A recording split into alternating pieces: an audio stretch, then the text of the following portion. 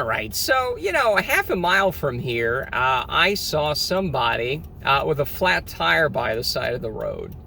And I was like, boy, that sucks. I'm on my way to swimming. That would suck if you got a flat tire. And then like a minute later, I see the flat tire monitor over here. And then here I am stuck in the intersection on the right turn lane. And I got a flat tire too. So I don't know if this is some sabotage or some nails fell out of somebody's truck. But this is a full, I can't really drive from here kind of flat. It's not, my tire is too low. And I was actually, when I noticed the car was actually going a little bit this way, slanted. It's in the driver's side front. And when I noticed that it was slanted, I'm like, okay, here's a Walgreens. I'm going to have to go into the parking lot there. I can't drive further. So I called AAA. Somebody's coming in a few minutes. They said 8:05. They said 5 minutes, and it's 2 minutes now. I also called the non-emergency office line for the sheriff's department to say, hey, wait a second, can you check the roads and see if they're, just sprayed a bunch of nails out there to sabotage everybody? I don't know. It looks like everybody else is coming out here fine. It's just me and the other guy. Is there some flashing here? There's the police. All right, so anyways, that's the police, as we can see, and I'm going to be going now. I called the non-emergency line, so... All right, so the cop is here, and she said that she's going to go behind me, and, so nobody hits me on the back from over here. I'm not really in the middle of the intersection, but whatever. And the wrecker spare tire changer guy should be coming here as well. But anyway, so that's it, and right, and I haven't been able to talk to her about, the potential sabotage of, other people, because there was another stranded motorist out there, Anyways, that's it for now.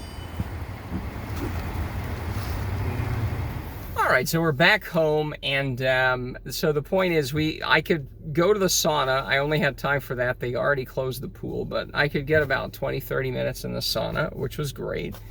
And I could drive home, and, so they put the tire. Yeah, that wasn't me in the last short little 2-second video. My hair didn't grow back out, and I don't have that kind of hair anyways. So the point is, the cop shows up, blocks off the right-hand lane, so I can get by, and the guy, the tire guy shows up because I called AAA, right? And then he's like, "Oh, just pull into the Walgreens." I'm like, "But the tire?" He's like, "No, just go and just go slow." So I could have actually pulled into the Walgreens as I originally wanted to, and then changed it myself, because you do have the tire changing thing here, right? And there's a spare tire in the back. It's just, I was like, oh, I don't want to drive on a completely flat tire, because it would start making that floppity sound, So I could have actually done this myself, but I did not. I have changed a flat tire before that wasn't completely flat yet. It was actually right before I moved out here. It was at one of the, I was going out to, I think, Huntsville State Park or something, and I heard a slit in the car, and it didn't go completely flat. This went completely flat. But anyways, I was curious because I had been checking the tire before. Like, it was getting a little more flat, but it looked fine weeks ago. I filled up the tires weeks ago. I looked under the tire. I saw that it wasn't bad. And I'm like, how long do these tires last? Now, I have meticulous records, and I have changed both front and all 4 tires. So let me see the monitor here. Right here. Let's see here. So this is something else. I have 2 tire, yes. The earlier one, this is right before the accident, when I hit the deal. This is September 2019. So those tires have been around, and they survived the accident. I think they survived the accident. Did they survive the accident? I think they survived the accident. So that was 84,000 miles, and we are at 103,000 miles. So that is 20,000 miles. I don't drive much. That's in 3 years, a little over 3 years. Yeah, 3 years. So 20,000. Tires should last for more than 20,000, 21,000 miles, right? Or not even 21,000. No, it's 84,169. This is 103,619. It's basically just under 20,000. Tires should last more than 20,000, shouldn't they? That's what was so weird to me. You know, is these ones should last a little more. But anyways, I'll have to go tomorrow to get new tires. I think they're open on Saturday. They should be. They better be. It'll be interesting just to look at inflation, how much tires have gone. But I don't think tires have gone up as much as eggs or something. But the Ironman RB12, they didn't have the RB, yeah, they didn't have that the next year. I got new tires in 2020 December.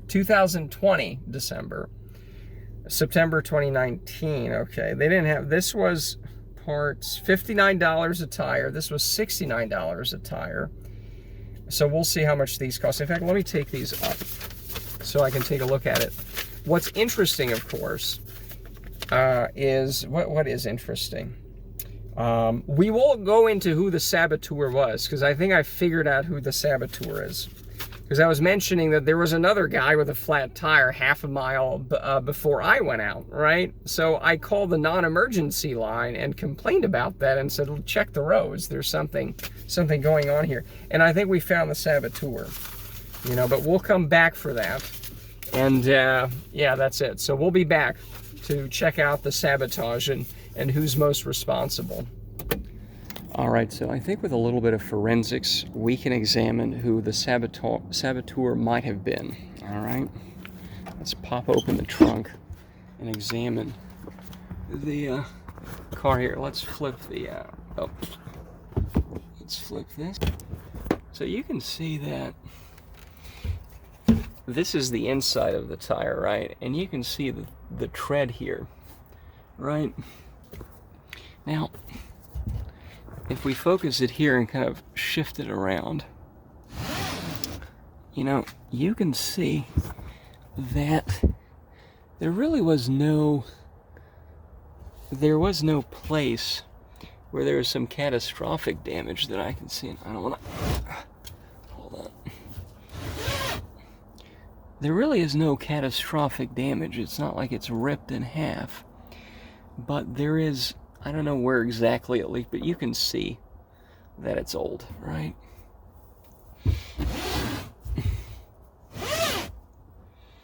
So where exactly, nobody will know. But the problem is, of course, is that what must have been on the road that caused this much damage? And the answer is, there might not have been anything, because I looked at the other tire, and you look at the inside of it,